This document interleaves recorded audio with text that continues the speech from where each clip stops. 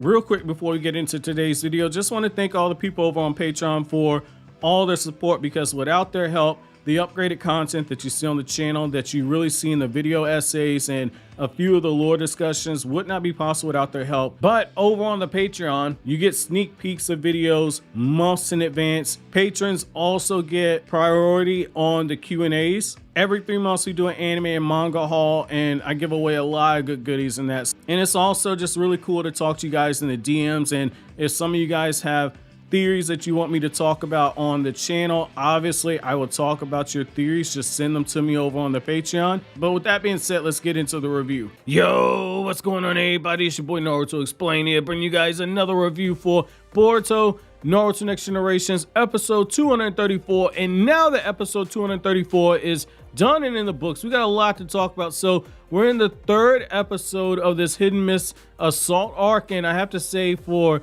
this episode here, it's definitely a little bit faster paced than last week. After 3 weeks worth of setup, we finally have pieces beginning to fall into play. Now we're getting to the part where there's going to be some action in the upcoming episodes, and I have to say that I did like the fact that this episode started off with all the huge fallout that we're getting from this prison break-in. You see how Chojuro is at the crash site, and even though they realize that this is merely a diversion, that there's a bigger threat that is coming to the Hidden Mist village, the fact is that they have to act to save all of those economic VIPs. The feudal lord is absolutely freaking out because his son was on the airship. His son was likely killed with some of those VIPs, and you see Chojuro quickly acting with the other people there. They get together, they do a water style jutsu, they put out the fires that's on that air blimp. However, while that's going on, you have Boruto and Kagura. They're in that prison facility, and Boruto at first says, well, I need to go and rejoin up my team because there's something going on at that crash site.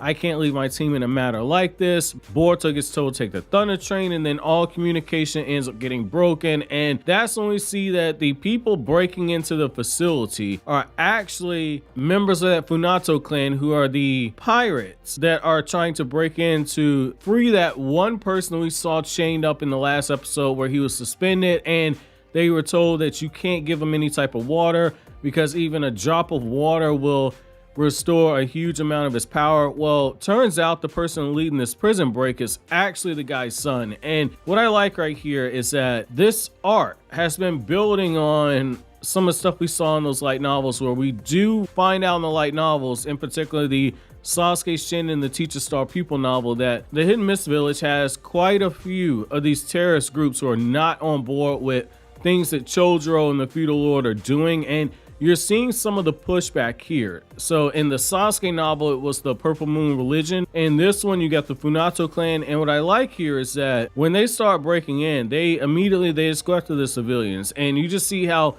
right here and there, they're absolutely showing like, hey, wrong place, wrong time. It doesn't matter. You're working at a prison. You knew a prison break was possible.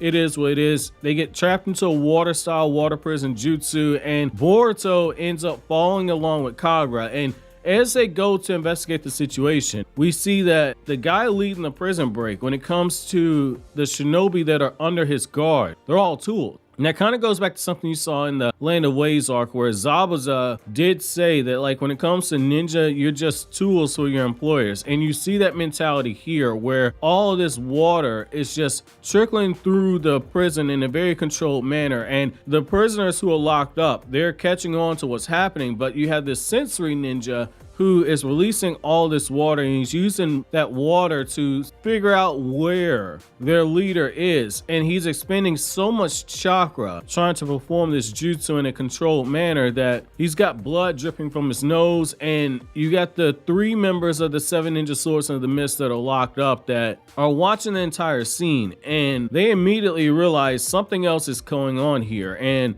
they know that there's a chance they're probably going to get called on, but you just see the excitement on one of their faces, and that was your first sign right there that they're going to be let out at the end of the episode. So I did think that was nice foreshadowing. However, what we end up seeing is that this situation continues to escalate because after Kagura ends up freeing the guards that are trapped in that water prison jutsu, the son of that pirate clan ends up breaking his father out. And in the mere moments after they kill everyone in the room except for one lone guard, we see a freakishly overpowered jutsu that really reminds me of, I believe it's Pakura from the fourth Great Ninja War, where she was so overpowered Kishimoto only really gave her one, maybe two panels in the entire war, where she was able to just drain all the water from the body of a person with one attack because she was able to use that scorch style. So this wasn't scorch style, but it was something that works in a somewhat similar way. So in this instance right here, the guy was able to drain all of the water from that lone surviving guard's body. And I thought it was kind of hilarious, the fact that before the guy's dying and he's freaking out,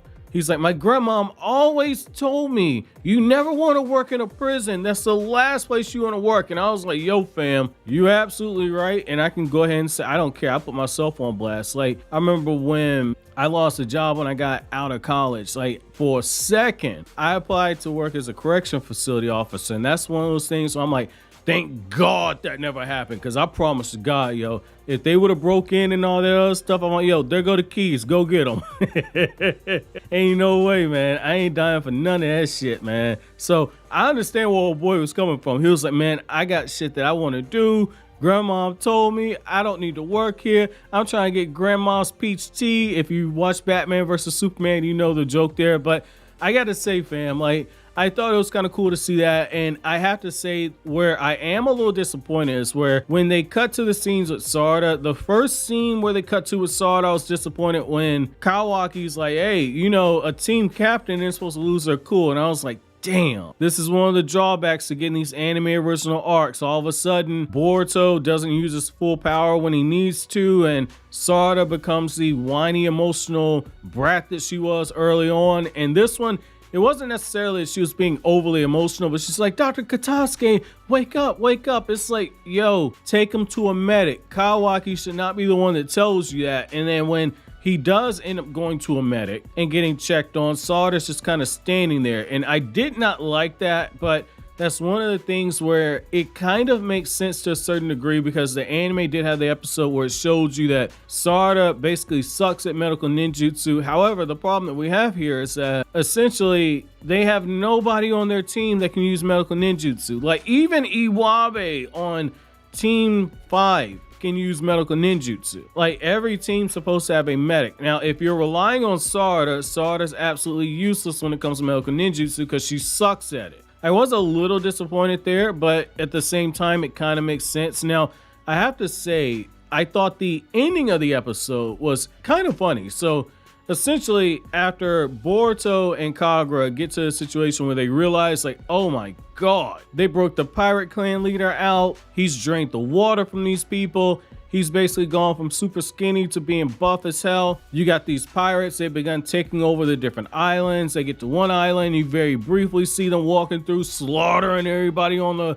actual beach. That was kind of cool to see that. I was so excited. I was like, oh man, we're actually gonna see some pillaging, but that's not what happened. They just kind of leave it up to your imagination. And what I like is that right after this, we get to this point where Chojuro has been taken back to the Mizukage's office, and that makes sense because the feudal lord has been compromised because this child has either been severely injured or he's been killed. This is now a military situation, so the Kage is the one that has to end up calling the shots. So Chojuro does need to be back in basically central command to reassess the situation. So that was the right choice. And what you see here is that Chojuro lets one of his guards continue to run point. And what you get here is after the big prison battle where Boruto and Kagura end up fighting against one of the main antagonists of this arc. Kagura's in a situation where we know that he's restrained, and that shinobi that he's fighting against ends up taking advantage of that. Because when you look at Kagura's jutsu arsenal,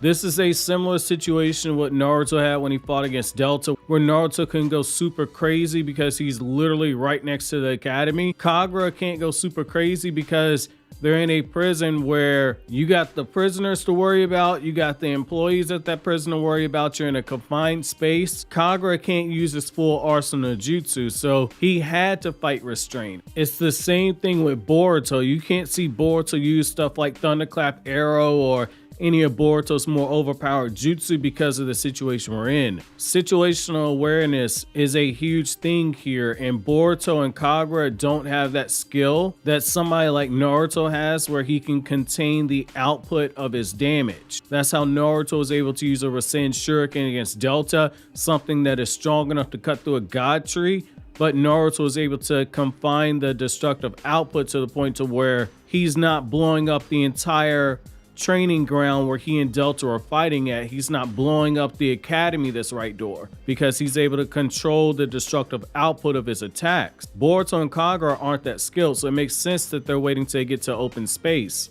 And that ninja that they're fighting has less regard for human life in this situation, so you got a better idea of what he was capable of than Boruto and Kagura. And he took advantage of that. That goes back to situational awareness. He understood why Boruto and Kagura were holding back, and he took advantage of the weakness. And Boruto's fully aware of it. That's why Boruto's like, I can't believe they treat us like trash. Boruto's basically vowing, next time I see him, I'm about to give him these hands. After Boruto and Kagura end up reassessing their own situation, they leave the prison, and Kagura goes over to Chojiro's office. Chojiro gives him the Himokari, and he says like, hey, if you're going to leave here, you got to use this weapon, and I'm going to trust you in this situation. Now, because of everything that's going on, because all of these islands have been overrun by all these pirates, the Hidden Mist Ninja are absolutely stretched thin.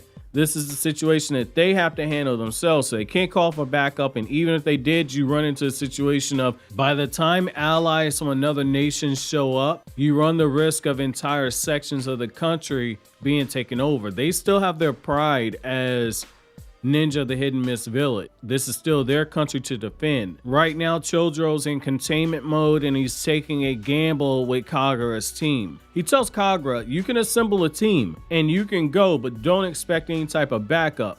If you want to rescue Dinky and Awabi and Metal Lee, and you want to rescue all of those researchers from the Hidden Leaf Village, that's fine. But my duty as Mizukage is to protect the people of the Land of Water. I'm not worried about Konoha Shinobi and Konoha researchers. That's on you. That's the right call. It's a little bit cold-hearted. Kagura ends up going into this facility, and he gets the members of the Seven Ninja Swordsmen of the Mist that have been locked up. And so when Boruto, Sarada, and Mitsuki see the people that are coming with Kagura, they get disappointed faster than I was disappointed to see Ronda Rousey and Brock Lesnar win the respective women and men's Royal Rumbles. I was absolutely pissed off when I saw that last night. And when you see Boruto's face right there, the anger and disappointment that he felt in that moment that was on his face was only rivaled by that of Kiba's girlfriend when she realized that Kiba was in that 3-inch gang. Boruto and Sarada couldn't believe what they were seeing in this moment. Formal rivals they got to team up with. Closing things out though, I did think it was interesting that essentially Kagura right now is leading an 8-man team, and once he gets Awabe, Dinky, and Metal Lee, that's going to be an 11-man team. And I find this interesting because Jonin,